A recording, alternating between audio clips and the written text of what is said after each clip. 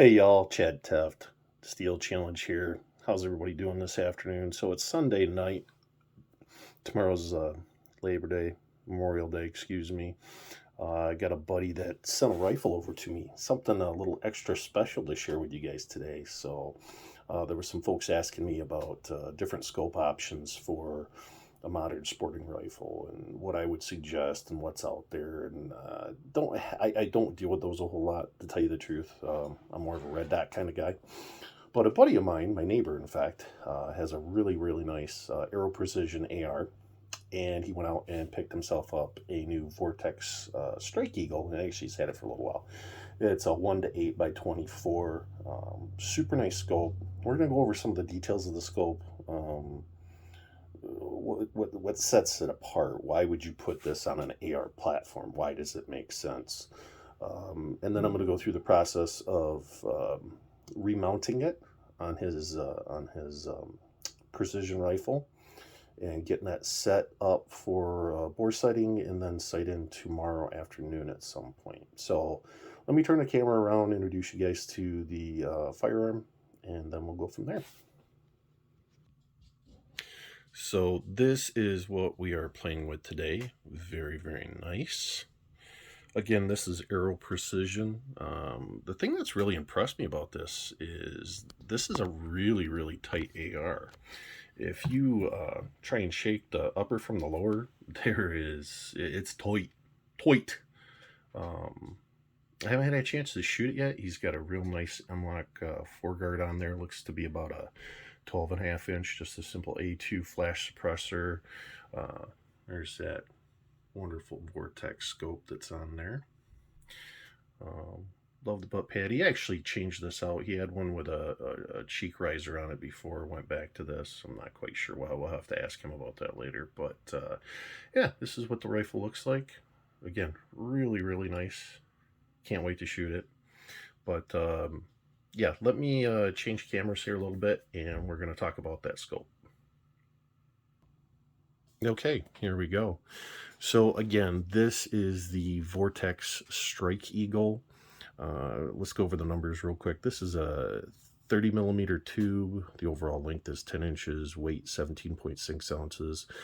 If you look at some other scopes, that's actually a little heavy. This thing's built rock solid. I mean, these things were meant to be in close quarter combat and slung all over and dropped on the ground and other things like that. And they kind of need to be rugged. Eye relief, 3.5 inches. Eye relief is something you got to be careful with, guys. 3.5 inches sounds like a lot. It really isn't. Would I suggest putting this on a shotgun, I guess is my point. No, you'll probably end up ringing yourself real quick. Would I put this on a 7.62? Yeah, I wouldn't have a problem with that. Would I put this on any sort of big bore? No, probably not. Not anything that kicks of any circumstance. There's not enough eye relief for that. Field of view. This is another thing where, a scope for a modern sporting rifle is going to come into play. You'll notice that this one says field of view at 100 yards is 14.4 feet. So it goes from 14.4 to 109 feet. So if you think about it, if you're at 1 power, that's 119 feet left to right. It's a very wide field of view, I guess is what I'm trying to say. And why would that be important on something like this? If you're ever shooting at a moving target, if you're doing some sort of quick shooting where you need to acquire the target quickly, obviously the wider the field of view you have, the easier it is to find that target. I mean, think about if you pull up, I'm sure many of you have a scope, probably a 3 to 9. Dial that thing on 9, point it across the yard and try and follow something across the yard or find something quickly. It's difficult. You dial it back to 1 power, which this one has, and you're going to have a much wider, nice crisp view out of it. So you're going to be able to pick those targets up. Obviously, if you're in a rush, this is not precision shooting. You don't need to be dialed all the way into 8 power. What else we got on here? We got adjustment graduation. Graduation. So half MOA. every click of a turret at 100 yards is going to be half an MOA. That's good and bad. Let me explain that we went over this before. MOA, minute of angle. At 100 yards, 1 minute of angle is 1 inch. It's not precisely that it's 1.1 and carry the 2, divide by 5.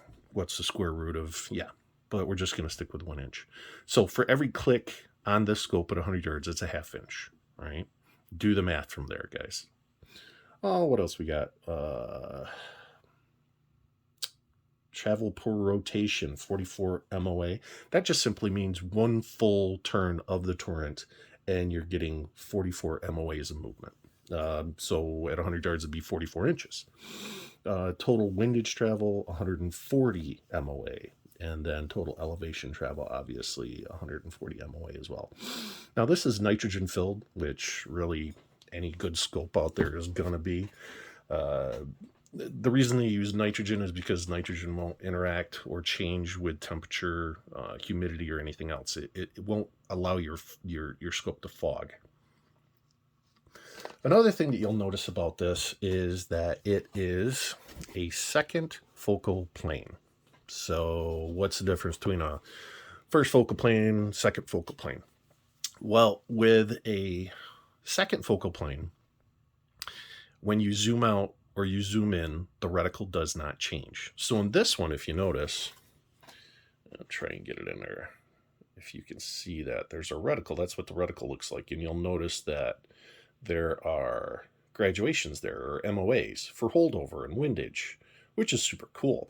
The problem is that is not going to be accurate at 1 power, okay?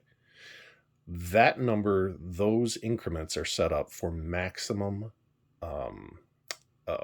magnification. Okay, that's pretty much the standard. So you can't really go by those lines until you're cranked all the way up to 8 power. All right.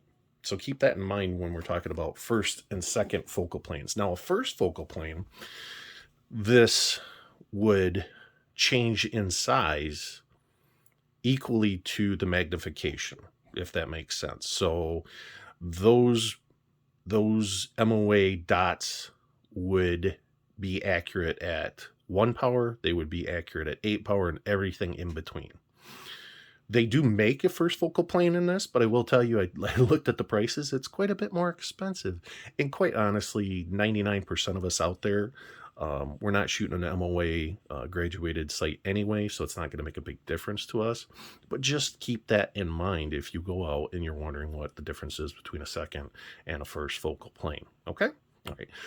This one also has parallax adjustment at 100 yards. Next question, what's parallax, Chad? Well, parallax is being able to focus your crosshairs and your background at the same time.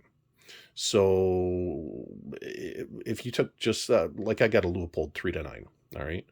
If I look at a target under high magnification, let's say at 50 yards, either my crosshairs are going to be blurry or the background's going to be, whatever I'm aiming at, it's going to be blurry. And my eyes adjust. They'll never be equal. It won't look like they're on the same plane, okay? You'll always have a depth difference.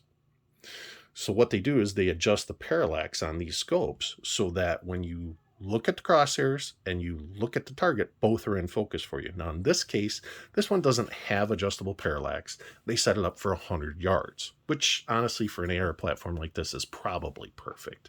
It's probably where it's going to spend most of its time anyway. Now, I will say I have an adjustable parallax on my 22 rimfire bolt action. I got an old Marlin. And I actually my dad traded me. I have an air rifle scope for that that has adjustable parallax. And the thing that's really cool about it, if you get into a higher end scope like that, you can use that parallax and you can adjust it in and out until you have a nice, perfect sight picture. Your crosshairs match your background that you're aiming at.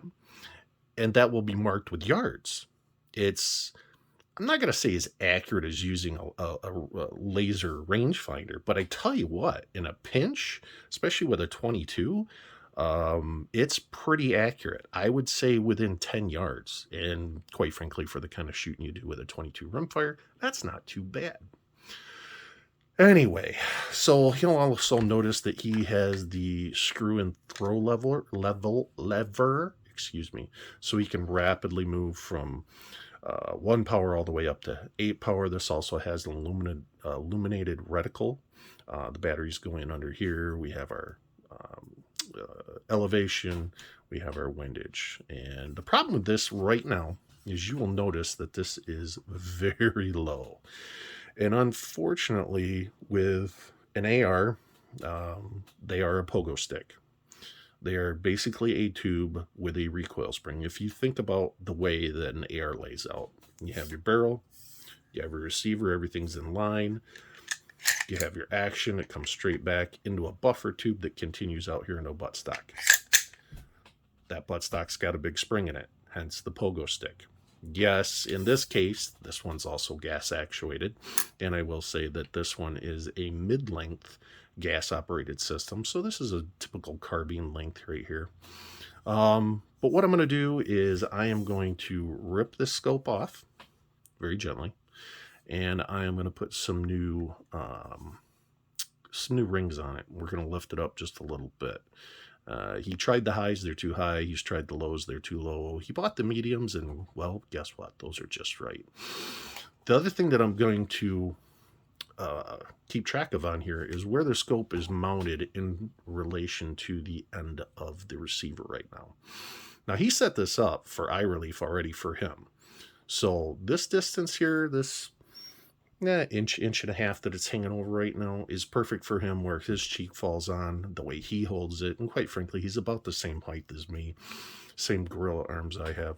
So this is where I want to keep that for the eye relief for him, where he's comfortable, he can focus it in, and it works for him. So I'm going to take a couple minutes. I'm going to do a little work behind the scenes. You guys don't need to see me pull a scope off. I'm going to go ahead and pull that off without you guys, and then I'll bring you back in when I get ready to reinstall it, okay? All right, hang tight. I'll be right back. Okay, here we go, guys. Getting a little bit closer. I want to stop for a minute and show you what I've done so far. So I got the bases on pretty much in the same place the other ones were, because that worked out for him. A couple things that of note here, okay? One, don't ever extend your rings up to your handguard. All right, I know these are mounted on there to the barrel nut really tight and everything else, but just don't. These things can come loose. They can shift. You know, you drop your gun, you do something crazy with it. It's just not a good idea. Don't do that with anything, okay? The second thing you'll notice is my friend Alex here has an extended, an ambi charging handle, okay? And it is almost a must with this scope on. You know, this is 30 millimeter tube, so this is probably 40, 45 millimeter out here. And if it did not have these extended handles, it would be a real bear to charge this once the scope is on. There's a few other reasons to have these, and we're actually going to cover these in an upcoming video on one of my weapons. But just pointing that out, this is a really great idea. It like I said, it's almost a necessity if you're going to put this type of optic or any optic on your AR platform. So, all right, I'm going to get the scope caps on here, start leveling us out, and I'll bring you guys back in a minute. Okay, hey, one more thing, and I know we covered this in a video prior to this. How to level your scope. So what I've done, you'll notice I got a cheap little gun vise. I don't shoot from it. I just use it for holding weapons on the table here when I'm doing stuff like this. I've used my uber cheap solution, just a line level, probably Harbor Freight or wherever tool shop sold. I have leveled up the gun at this point. Look at the bubble. Ooh, she's perfect. You'll set it on the turret. I'm going to level that up. And by God, I tell you what, not bad for labor work. Not bad at all. Okay. Well, I'm going to go ahead. The next thing I'm going to do, obviously, is I'm going to put these rings on. Oops. Put these rings on, start the screws. One thing I'm going to try and do is keep this gap even on both sides. And as I put the screws in, boy, that sounds terrible. As I put the screws in, I'm going to alternate left, right, front, back, center, so on and so forth. You know, just like tightening the lugs on your car, okay? You distribute it evenly. This does not have to be super duper tight. We're talking, I believe, the specs from Vortex, which these are their rings. Yeah, I don't know if you can possibly read that. It's tiny, tiny, tiny. I'll read it to you. Oh, there it is. Yep, you can see that 18-inch pounds. Yeah. Well, I don't have a fat wrench, so I'm going to use my precision, you know. Anyway. All right, guys, I will get back with you in a minute after we're done with this, okay? Oh, yeah, she's done in that party. It is level. It is perfect. It is all set to go. So tomorrow, the plan is to take this downstairs and to bore sight it. No, I don't have fancy tools to do that. I didn't buy one of those lasers that go into the end of the gun. I am a little bit old school. All I'm going to do is I'm going to take the gun as it sits right now downstairs. Come on. Come on. I know you come out.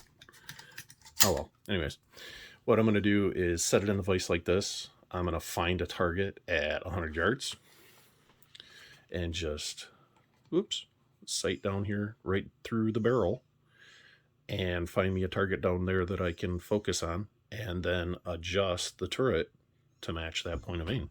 And that'll get us close enough to start. That'll get us on paper. At least we're not chasing stuff all over the field, you know? So yeah, really, really nice gun. Can't wait to shoot it. Can't wait to sight it in with my neighbor. Yes, I made sure that I put red Loctite on this aluminum for my neighbor specifically. Just for him. I'd never do that to any of my own guns. Just kidding. I'd never do that to anybody's guns. Anyway, so yeah, that's it, folks. This is a great optic. This is definitely something that if I was looking for an optic on my AR, my PCC, or even my Tippmann, I would definitely have to think about it. It's nice and clear. It's got plenty of adjustments on it. It's not cheap, I will tell you that. And also, these rings are phenomenal. Definitely like the Vortex rings. Again, they're not cheap either, but look at how much surface area they cover and the size of these bolts. They're massive. That thing isn't going anywhere. And because you have, 6 bolts per cap here, that's the whole reason you don't need to go gonzo crazy. There's so much surface area holding these on that 18-inch pounds is plenty on those guys. So yeah, well, I hope you guys enjoyed it. Oh, hey, one more thing. I forgot about this. So I don't know if anybody needs one of these. This is actually off my Tippmann. So I have a Metal Madness Shooting Sports Association model. And what they did is, this is composite. It's great. It's super duper light. It's actually the 9-inch. Came on my gun. Nothing wrong with it. Nothing wrong with it at all. It was great. But what I was trying to do is match the weight of my Tippmann with the weight of my PCC. There you go. Pistol Caliber Kirby. Yeah, not my PP. Anywho, this is composite. And what I did is I went to a 12-inch aluminum from Tippmann. It's still quite a bit lighter than my PCC, but it gave me a little more purchase out here, and it did add a little bit of weight to the front of the gun. So if somebody needs one of these, somebody's looking for this, somebody needs one, they, I don't know, whatever the case may be, you want to take a little weight off the front of your gun, hit me in the DMs. I'm sure this can't cost much to ship. This will go right onto your barrel nut that you have right now in your Tippmann. It just pinches on there with 2 bolts. Super duper easy. I'm never going to use it again. I'd hate to see it go to waste. Otherwise, it's just going to be stuck up on the wall. I'll start putting pencils or something in it. Anyways, yeah, if you're interested, you need one, let me know. All right. All right, guys. You have a wonderful evening, and I will try and do some coverage maybe tomorrow of how this thing is shooting. Wouldn't be bad to see how an Aero Precision shoots anyway. So we're going to set it in with 5.56. Don't know what grain right now. And yeah, well, maybe we'll bring you along for the ride. Anyways, you guys take care. Good night.